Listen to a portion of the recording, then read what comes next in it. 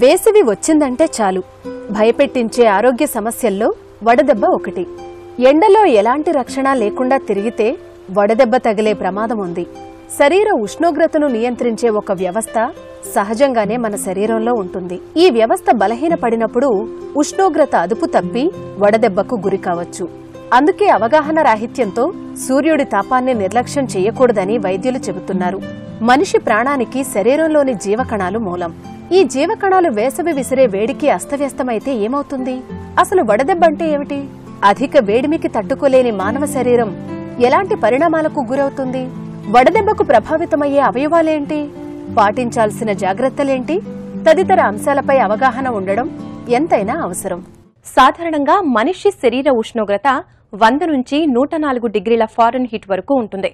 100కు పైగా టెంపరేచర్ ఉన్నప్పుడు సాధారణంగా జ్వరం వచ్చినట్టు చెబుతాం.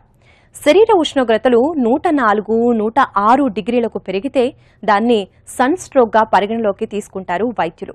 వేసవిలో సూర్యుడి తాపం అంతకంతకు పెరుగుతోంది. ఈ ఉష్ణోగ్రతలను నిర్లక్ష్యం చేసి ఎక్కువగా ఎండలో తిరగటంతో వడదెబ్బకు గురవుతారు. వడదెబ్బకు గురైనప్పుడు ఎలాంటి జాగ్రత్తలు తీసుకోవాలి తదితర విషయాలపై సమగ్ర సమాచారాన్ని అందిస్తోంది ఇవాల్టి ఆరోగ్యమస్తు.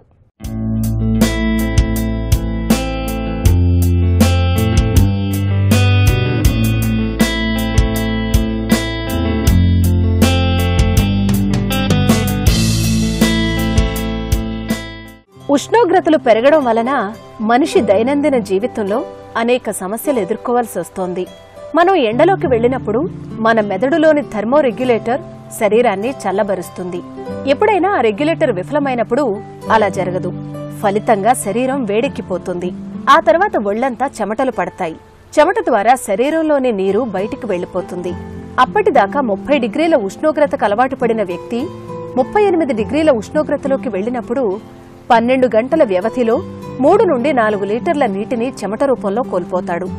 అయితే ఆ నీటితో పాటు శరీరానికి అత్యవసరమైన సోడియం, పొటాషియం, క్లోరైడ్, ఫాస్ఫరస్ వంటి లవణాలు కూడా బయటికి పోతాయి.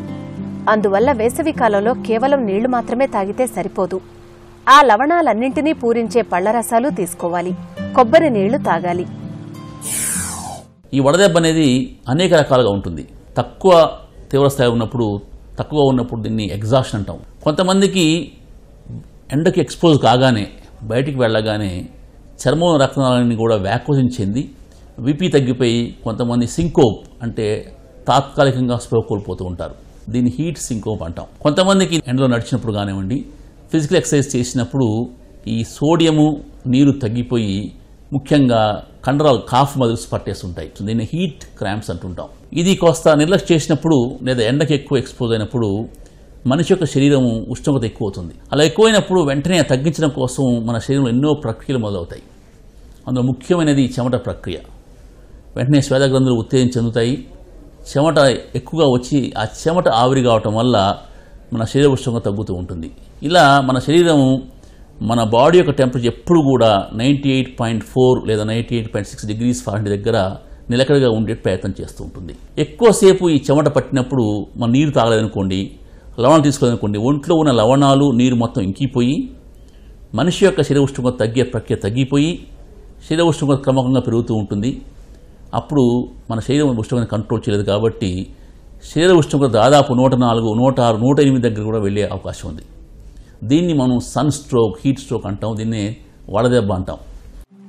స్వేదం ద్వారా గాని, వాంతులు, విరేచనాల ద్వారా గాని శరీరంలో ఉండే నీటిలో 25% మించి నీరు బయటికి వెళ్లిపోవడాన్ని డీహైడ్రేషన్ గా చెబుతారు. ఇది పలు లక్షణాల ద్వారా బయటపడుతుంది. డీహైడ్రేషన్ అయినప్పుడు పొటాషియం తగ్గిపోయి కండరాల నొప్పులొస్తాయి. శరీరంలో సహజంగా పొటాషియం 3.5 నుంచి 5.5 దాకా ఉండాలి. అది 2 లేదా 2.5కు పడిపోతే కండరాల నొప్పులతో పాటు బలహీనత ఏర్పడుతుంది. 2 కన్నా ఇంకా తగ్గిపోతే కాళ్లు చేతులు చచ్చుబడిపోయి మంచాన పడతారు. కాళ్లు చేతులే కాదు, శ్వాసకోశ కండరాలకు పొటాషియం అందకపోతే అవి పనిచేయవు. డీహైడ్రేషన్ తాకిడి అనేది అందరి మీద ఒకేలా ఉండదు. యవ్వనస్తులు, ఆరోగ్యవంతులు ఎండలోకి వెళితే చెమటలు పట్టవచ్చు. కొంతమేరకు సోడియం, పొటాషియం తగ్గవచ్చు. కానీ వారి రక్తపోటు మీద ఏ ప్రభావం ఉండదు. థర్మోరెగ్యులేటర్ సెంటర్ బాగానే పనిచేయడం వల్ల శరీరం కొంత వేడెక్కినా అంత పెద్ద ప్రమాదమేమీ ఉండదు. ఎండాకాలం ఎండలుండకపోతే వానలుంటాయా అని చాలా మంది నిర్లక్ష్యంగా ఉంటారు. ఎండాకాలంలో తీసుకోవాల్సిన జాగ్రత్తలను కొట్టిపారేస్తూ ఉంటారు. ఇలాంటి వారు కొన్నిసార్లు తమ విలువైన ప్రాణాన్ని కూడా కోల్పోవాల్సి వస్తుంది.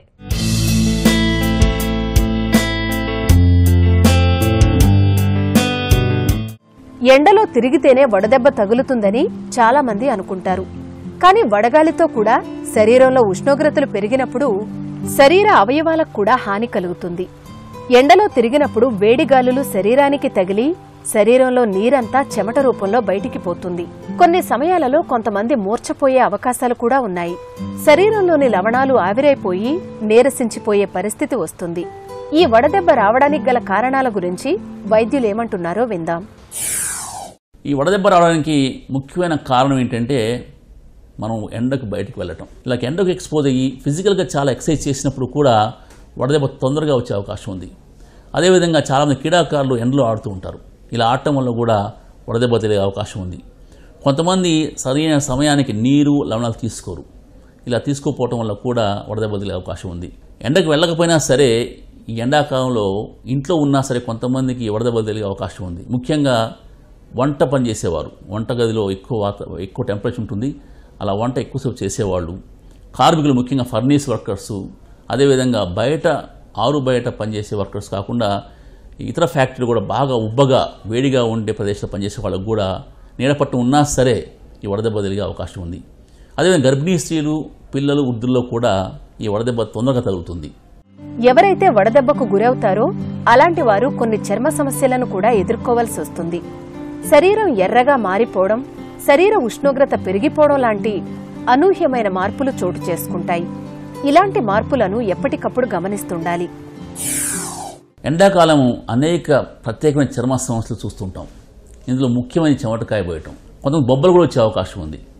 కాబట్టి ఇటువంటి మందులు వాడేటప్పుడు ఒళ్ళంతా కప్పుకొని ఎండకు వెళ్ళాలి, లేదా సన్ స్క్రీన్ లోషన్స్ రాసుకొని వెళ్ళాలి. అది కాకుండా కొంతమందికి ఎండాకాలం ఇతర చర్మ సమస్యలు, ముఖ్యంగా ఇన్ఫెక్షన్స్ ఎక్కువ వస్తుంటాయి. దీన్ని సెగ్గడ్డలు లేదా యాప్సిస్ అంటుంటాం. చాలామంది ఇవి మామిడి పళ్ళు తింటూ వస్తూ అనుకుంటారు. నిజం కాదు. చర్మం శుభ్రంగా ఉంచుకోకపోవటం వల్ల ఎండాకాలం ఈ చర్మంలో ఆల్రెడీ మనకు బ్యాక్టీరియా ఉంటాయి.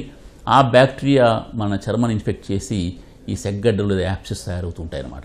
ఎండాకాలం చెమట ఎక్కువగా పోస్తుంది కాబట్టి చెమట ఉన్న ప్రదేశాల్లో కొన్ని ఫంగల్ ఇన్ఫెక్షన్లు ఎక్కువ వస్తుంటాయి. దీన్ని తామర అంటాం. కొంతమంది సుభ్యం అంటే వైట్ మచ్చలు వస్తుంటాయి అన్నమాట. సో చర్మం మీద చెమట బాగా ఉన్నప్పుడు ఈ ఫంగస్ బాగా పెరిగి ఇన్ఫెక్షన్ ఎక్కువ ఉంటాయి కాబట్టి చర్మాన్ని ఎప్పుడూ పొడిగా ఉంచుకోవాలి. ఈ వడదెబ్బ తగిలిన వ్యక్తిలో విపరీతంగా చెమట కారిన తరువాత హఠాత్తుగా చెమట పట్టడం ఆగిపోతుంది. నీరసించిపోవడమే కాకుండా స్పృహ కూడా కోల్పోతారు. శరీర ఉష్ణోగ్రత 106 డిగ్రీల వరకు చేరుతుంది. శరీరం వెచ్చబడి పొడిగా మారుతుంది. ఒక్కోసారి శరీరం ఎర్రగా, నీలంగా మారిపోతుంది. మెదడు మొద్దుబారుతుంది. చర్మం స్వేదాన్ని స్రవించలేని పరిస్థితి రావడం, తలనొప్పి, వికారం, కండరాలు పట్టేయడం, వాంతులు, కళ్ళు తిరగడం వంటి లక్షణాలు కనిపిస్తాయి. వడదెబ్బ తగిలినప్పుడు వచ్చే లక్షణాల్లో ముఖ్యమైనది శరీర ఉష్ణోగ్రత. శరీర ఉష్ణోగ్రత పెరగకముందే కొంతమందికి నీరసం, తలనొప్పి, కాళ్ళు పట్టేయటం, ఇతర కండరాలు పట్టేయటం, దీన్ని క్రాంప్స్ అంటాం జరుగుతూ ఉంటాయి. కొంతమందికి వాంతులు కావచ్చు, కొంతమంది స్పృహ కోల్పోతూ ఉంటారు. చెమట బాగా పడుతుంది. కొంతమందికి క్రమక్రమంగా శరీర ఉష్ణోగ్రత పెరుగుతూ ఉంటుంది. ఇది ముఖ్యమైన లక్షణం. కొంతమందిలో చికాకు, అదేవిధంగా కొంతమందిలో కళ్ళు బయలు గమ్మటం, ఇవి జరుగుతూ ఉంటాయి. వడదెబ్బ తీవ్రంగా ఉన్నప్పుడు, బాగా ముదిరినప్పుడు మనిషి డ్రై అయిపోతారు. అంటే ఆ మనిషిలో చెమట బట్టి తత్వం తగ్గిపోతుంది కాబట్టి ఒళ్ళు పొడిగా ఉంటుంది, ఒళ్ళు కాలిపోతూ ఉంటుంది. దీన్ని డ్రై మ్యాన్ సిండ్రోమ్ అంటాం. వడదెబ్బకు గురైనప్పుడు బాధితుణ్ణి సాధారణ ఉష్ణోగ్రతలో ఉంచాలి. ఈ స్థితిలో ద్రవాలు బాగా ఇవ్వాలి. ఎక్కువ లవణాలుండే పళ్ల రసాలివ్వాలి. చల్లని నీళ్లు తాగించాలి. నీళ్లతో తడిపిన వస్త్రంతో శరీరమంతా తొడవాలి. ఆ తర్వాత ఒక మోస్తరు చన్నీటి స్నానం చేయించాలి. ఫ్యాన్ కింద కూర్చోబెట్టాలి. అప్పుడు మెదడులోని థర్మోరెగ్యులేటర్ సెంటర్ పనిచేయడం మొదలవుతుంది. శరీర ఉష్ణోగ్రత పూర్తిగా అదుపులోకొస్తుంది. చాలా మంది రోజుకు 2 లీటర్లకు మించి నీళ్లు తాగరు. కానీ ఉష్ణోగ్రత ఎక్కువగా ఉండే మన దేశంలో ఇది హానికరం. అందువల్ల ఓ 3 లీటర్ల నీరు, మరో 1.5 లీటర్లు ఎలక్ట్రోలైట్స్ బాగా ఉండే ద్రవాలు తీసుకోవాలి. కూల్ డ్రింక్స్ లో పోషకాలు గాని లవణాలు గాని ఏమీ ఉండవు. వీటి వల్ల ప్రయోజనం ఉండదు. పళ్ల రసాలు, మజ్జిగ, కొబ్బరి నీళ్లు, ఓఆర్ఎస్ ద్రావణం అన్ని విధాలా మంచిది. మన శరీర ఉష్ణోగ్రతని నియంత్రణ ఉంచడానికి మెదడులో హైపోథలామస్లో ప్రత్యేకమైన వ్యవస్థ ఉంటుంది. దీన్నే థర్మో రెగ్యులేటరీ సెంటర్ అంటాం. అంటే మనకి థర్మోస్టాట్ ఉన్నట్టుగా. సో ఈ థర్మోస్టాట్, ఈ థర్మో రెగ్యులేటరీ సెంటర్ ఎప్పుడు కూడా మన శరీర ఉష్ణోగ్రతని 98.4 డిగ్రీస్ ఫారెన్హీట్ దగ్గర ఉంచుతుంది. ఉదాహరణకి ఎండకి వెళ్ళినప్పుడు ఎండ నుంచి మన శరీరం ఎంతో ఉష్ణోగ్రత గ్రహిస్తుంది. సో వెంటనే దాన్ని తగ్గించడానికి ఈ థర్మో రెగ్యులేటరీ సెంటర్ అనేక ప్రక్రియలు మొదలు పెడుతుంది. ముఖ్యంగా ఇది చర్మానికి సంకేతాలు పంపిస్తుంది, చెమట పోయామని. వెంటనే చెమట స్టార్ట్ అవుతుంది. చర్మానికి రక్త ప్రసరణ ఎక్కువ అవుతుంది. ఒకవేళ ఈ ఉష్ణోగ్రత ఎక్కువయ్యి మన శరీరంలో ఉన్న నీరు ఇంకిపోయినప్పుడు ఈ థర్మో రెగ్యులేటరీ సెంటర్ దాన్ని థర్మోస్టాట్ పైకి పెడుతుంది. 98.4 నుంచి 100, 101 అలా పెరుగుకుంటూ పోతుంది. ఒక్కోసారి ఈ థర్మో రెగ్యులేటరీ సెంటర్ ఆ టెంపరేచర్ లిమిట్ని 104, 106, ఒక్కోసారి 108 డిగ్రీల వరకు కూడా పెట్టచ్చు. అప్పుడు మీరు ఏ బిళ్ళలు వేసినా టెంపరేచర్ కంట్రోల్ కాదు. ఒకే ఒక మార్గం ఏంటప్పుడు బాడీ యొక్క ఉష్ణోగ్రతని ఫిజికల్గా తగ్గించడమే. అంటే నీరు పోయటము, ఏసీలో పేషెంట్ పెట్టడం, విసనగరతో ఊదటం చేయటం తప్ప ఇతర ఏ బిళ్ళలో కూడా వడదెబ్బకు వల్ల వచ్చే టెంపరేచర్ తగ్గించలేవు. తీక్షణమైన ఎండ తీవ్రత నుంచి బయటపడేందుకు ట్రాఫిక్ అధికారులు తీసుకుంటున్న చర్యల గురించి విందాం. సన్ స్ట్రోక్ సంబంధించి మా సీనియర్ ఆఫీసర్స్ కూడా ఇన్స్ట్రక్షన్స్ ఇచ్చారండి. దానికి సంబంధించి ఇప్పుడు ఈ బటర్ మిల్క్ ఒకటి డిస్ట్రిబ్యూట్ చేస్తున్నాం మనకి. అలాగే సాధ్యమైనంత వరకు మూమెంట్స్ తక్కువ ఉండేటప్పుడు షేడ్స్లో ఉండి కొంచెం అంబ్రెల్లాలో ఉండి జాబ్ తీసుకుంటున్నాం. అలాగే వాటర్ డిస్ట్రిబ్యూట్ చేస్తున్నాం. గాగుల్స్ కూడా ఇచ్చాం. ఇక గ్లూకోన్ డి కూడా మనకి డిస్ట్రిబ్యూట్ చేసాం. సాధ్యమైనంత వరకు స్ట్రోక్ కొంచెం అవాయిడ్ చేయమని చెప్తున్నాం. వడదెబ్బకు గురైన ప్రతి 10 మందిలో 7 6 పైబడిన వారే ఉంటారు. అయితే ఈ 7 మధుమేహం ఉన్నవారు, రేడియేషన్, కీమోథెరపీ వంటి చికిత్సలు తీసుకుంటున్నవారు, అతిగా మద్యం తాగేవారు ఉంటారు. ఈ స్థితిలో వీరి శరీర ఉష్ణోగ్రత 104 డిగ్రీల కన్నా ఎక్కువగా ఉంటుంది.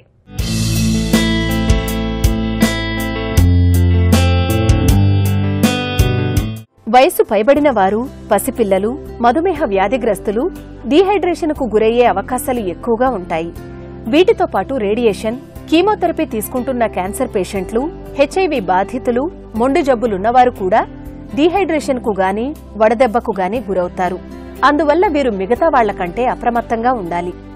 ఎండలో ఎక్కువగా తిరగడం వల్ల బాధితుడి శరీరంలోంచి బయటికి వెళ్లిపోయిన ద్రవాల్ని తిరిగి పూరించాలి.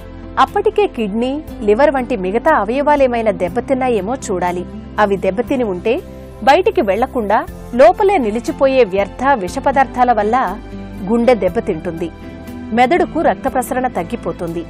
అంతిమంగా రోగి కుప్పకూలిపోతాడు. చాలా తీవ్రంగా డీహైడ్రేషన్కు గురైన వారి పరిస్థితి మాత్రమే ఈ విధంగా ఉంటుంది. వేసవిలో నీటి ఎద్దడి కారణంగా కలుషిత నీటిని తాగి అతిసార వ్యాధికి గురికావలసి వస్తుంది. ఈ విషయంలో ముఖ్యంగా పిల్లల పట్ల శ్రద్ధ తీసుకోవాల్సి ఉంటుంది. సాధ్యమైనంత వరకు పిల్లలకు, వృద్ధులకు కాచి చల్లార్చిన నీటినే ఇవ్వడం ఉత్తమం. వేడి కారణంగా పిల్లల లేత చర్మంపై పొక్కులు, చెమటకాయలొచ్చే అవకాశం ఉంటుంది. స్కిన్ లోషన్లు, ప్రిక్లీ హీట్ పౌడర్ వాడితే మంచిది. నీరు, లవణాలుండే రసాలు ఎక్కువగా తీసుకోవాలి. రేడియేషన్కు అవకాశముండే జీన్స్, నలుపు, ఇతర గాఢమైన రంగు దుస్తులకు దూరంగా ఉండాలి. లేత రంగులు, వదులు దుస్తులు, కాటన్ దుస్తుల్ని వేసవిలో వేసుకోవడం శ్రేయస్కరం. నీటి విషయంలో చాలా జాగ్రత్తగా ఉండాలి. ఎందుకంటే ఎండాకాలం కలుషిత నీరు దొరుకుతూ ఉంటుంది కాబట్టి శుభ్రమైన నీరు తాగుతూ ఉండాలి. వీలుంటే మీ నీరు మీ వెంటనే తీసుకెళ్ళండి. ఇంట్లో శుభ్రంగా బాగా మరగబెట్టి చల్లార్చి వడపోసి నీరే తాగుతూ ఉండాలి. లేదా మంచి కంపెనీస్కి మంచిన బాటిల్ వాటర్ తాగుతూ ఉండాలి. కూల్ డ్రింక్స్ తాగటం వల్ల ఉపయోగం ఏమీ లేదు. చాలామంది అడ్వర్టైజ్మెంట్ చూసి మోసపోతూ ఉంటారు. చల్లటి పానీయాలు తాగటం వల్ల వడదెబ్బ తగలదు అనకూడదు. ఒక విధంగా ప్రమాదం. ఎందుకంటే కూల్ డ్రింక్స్లో షుగర్ చాలా ఎక్కువగా ఉంటుంది. దాదాపు 10%. అంటే మీరు తాగే కూల్ డ్రింక్లో 30 గ్రాముల షుగర్ ఉంటుంది ఒక బాటిల్లో. కాబట్టి కూల్ డ్రింక్స్లో ఉపయోగమే లేదు. అదేవిధంగా మద్యపానాలు, ఆల్కహాల్ తాగటం వల్ల, చల్లని బీరు తాగటం వల్ల చలవ చేస్తుంటారు. తప్పు. బీరు కానివ్వండి, ఇతర ఆల్కహాల్ తాగటం వల్ల చాలా ప్రమాదం. వడదెబ్బ తొందరగా తగిలే అవకాశం ఉంది. కాబట్టి వాటి జోలికి పోకండి. వడదెబ్బకు గురైనప్పుడు బాధితుల పట్ల కొన్ని జాగ్రత్తలు తీసుకోవాలి. బాధితుణ్ణి సాధ్యమైనంత వరకు నీడలోనే ఉంచాలి. బయటకు వెళ్లాల్సి వస్తే ఉదయం 10 గంటలకి ముందు కానీ, సాయంత్రం చల్లబడ్డ తర్వాత గానీ వెళ్లాలి. ఇంటి కిటికీలను తెరిచి గాలి, వెలుతురు వచ్చేలా చూసుకోవాలి. ఎండకు వెళ్లాల్సి వస్తే గొడుగు తీసుకెళ్లడం, టోపీ, కూలింగ్ గ్లాసెస్ ధరించడం లాంటి జాగ్రత్తలు తీసుకోవాలి. వీలైనంత ఎక్కువగా మంచినీళ్లు తాగాలి. ద్రవ పదార్థాలు ఎక్కువగా తీసుకోవాలి. చెమటను గ్రహించే చల్లగా ఉండే బదులైన కాటన్ దుస్తులు ధరించాలి. వడదెబ్బకు దోహదం చేసే మందులు డాక్టర్ సలహా మేరకు మోతాదు తగ్గించడం కానీ, ఆపేయడం కానీ చేయాలి. శీతల పానీయాలకు బదులు కొబ్బరి బోండం, మజ్జిగ తీసుకోవడం మంచిది. వడదెబ్బ నివారణ పద్ధతులపై అవగాహన పెంచుకోవాలి. వేసవి కాలంలో ఎలాంటి ఆహారాన్ని తీసుకోవాలి? తీసుకునే ఆహారం వేసవి వేడి నుండి మనల్ని రక్షిస్తుందా? ఎండలో వెళ్తున్నాం కదా, బాగా నీరు తాగాలనుకుంటాం. కానీ ఆ నీరు తాగే విధానం ఎలా ఉండాలి? ఆహారం తీసుకున్న వెంటనే నీటిని తాగితే వడదెబ్బ నుండి రక్షణ కలుగుతుందా? వడగాలికి గురైన శరీరం ఆహారాన్ని కోరుకోదు, నీటిని మాత్రమే కోరుతుంది. కాబట్టి సాధ్యమైనంత ఎక్కువగా నీళ్లు తాగాలి. ఆ తరువాతే ఆహారాన్ని తీసుకునే ప్రయత్నం చేయాలి. ఎందుకంటే నీరు మాత్రమే నేరుగా రక్తంలోకి కలిసిపోయి శరీరానికి తక్షణ శక్తిని అందిస్తుంది. భగభగ మండే ఎండల్లో తిరగాలంటే భయమేస్తుంది. అలాగని పనులన్నీ వదులుకుని ఇంట్లో కూర్చోలేం. వేసవి కాలంలో వడగాలుల ప్రభావం వలన, కాలాల మార్పులలో తేడాల వలన ఎన్నో సమస్యల నుండి మనల్ని మనం కాపాడుకోవాలంటే ఒక్కటే మార్గం, ముందస్తు జాగ్రత్తలు పాటించడం. వైద్యుల సలహాలు, సూచనల మేరకే మందులను వాడటం మంచిది. ఎండాకాలం ఆహారం విషయంలో చాలా జాగ్రత్తగా ఉండాలి.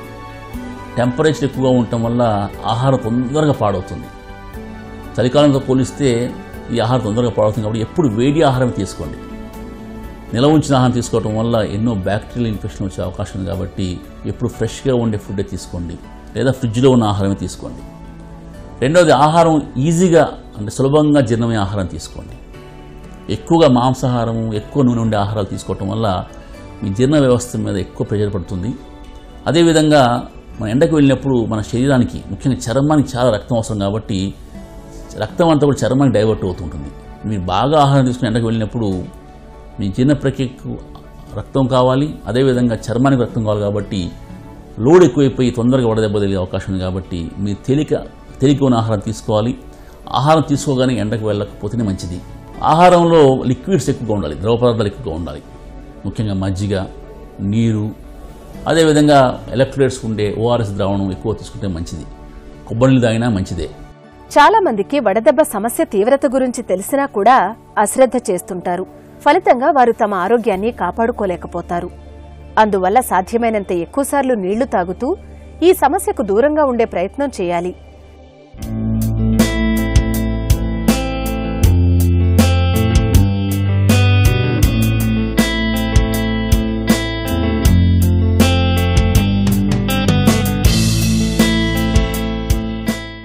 రోజురోజుకు ఉష్ణోగ్రతలు పెరుగుతూ ఉండటం వల్ల తగిన జాగ్రత్తలు పాటించకపోతే చాలా ప్రమాదకర పరిస్థితుల్ని ఎదుర్కోవాల్సి వస్తుందని వైద్యులు హెచ్చరిస్తున్నారు.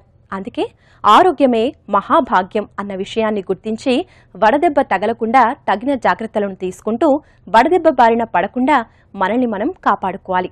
ఇది వాల్టి ఆరోగ్యమస్తు. రేపటి ఆరోగ్యమస్తులో మరో అంశంతో మళ్ళీ కలుద్దాం. అంతవరకు నమస్కారం. ఆరోగ్యమస్తు కార్యక్రమాన్ని ఆన్లైన్లో చూడాలనుకునేవారు www.youtube.com/etvlifeindia, అలాగే www.facebook.com/etvlifeindia, అలాగే ట్విట్టర్లో చూడాలనుకునేవారు www.twitter.com/etvlifeindia అని టైప్ చేసి ఈ కార్యక్రమాన్ని చూడొచ్చు.